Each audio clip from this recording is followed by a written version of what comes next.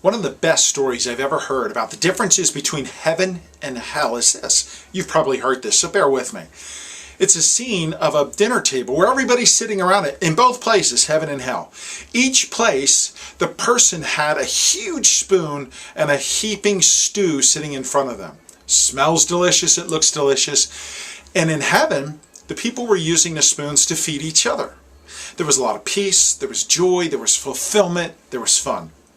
In heaven, there was a stark difference. Same scene, same table, same chairs, full of people, same large spoons, same food sitting right there in front of them. But each of the participants here were consumed with feeding themselves, but couldn't leverage the spoon or manipulate the spoon to feed themselves. So here you had starvation, anger, depression, bitterness. What a stark difference between the two. Same scenario, same tools. One had a lot of joy and happiness and one didn't. I see that in life today. We run around and we get so consumed with ourselves, self-serving. And it's so easy to happen. And I'm not saying it's a bad thing necessarily unless you start to see these manifestations in your life, like the picture of hell, where we're so consumed with feeding ourselves, getting what we want, getting the bigger paycheck, the bigger office, the bigger title, the bigger parking space, the bigger car, and we're so consumed with all of that. It's like living in hell because we become so depressed, so tired, so frustrated and stressed and discontent, when the secret is helping others. Because when we help others, we help ourselves. Do you remember the great psychiatrist, Dr. Carl Menninger? He had something he said one time to somebody after a seminar. They asked him, "Doc, what do we do when we feel all the pressures of life, like a breakdown coming, a nervous breakdown, that depression coming, what do we do?"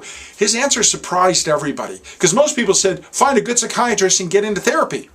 No, that's not what his first answer was. His first answer was this: get out of your house, find someone who needs help, and help them.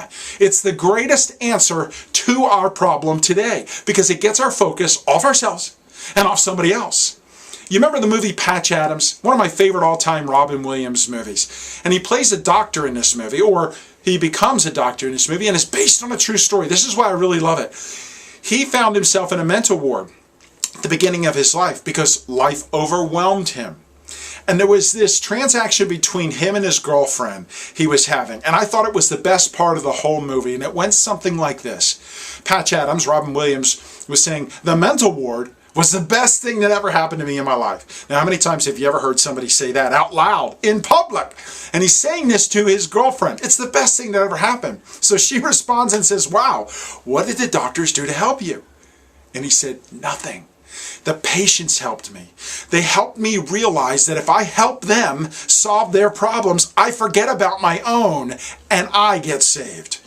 And because of that, he walked out of that mental ward completely healed and became a doctor because his life calling now, he wanted to serve other people and help other people. He found so much joy out of this. If you haven't seen that movie, I recommend it to you. But here's the key. Helping others helps you. No matter how deleted you are, how empty, how tired, how frustrated, how depressed, get out, volunteer, get involved, and help somebody else. Because when you do, extraordinary things start to happen to you.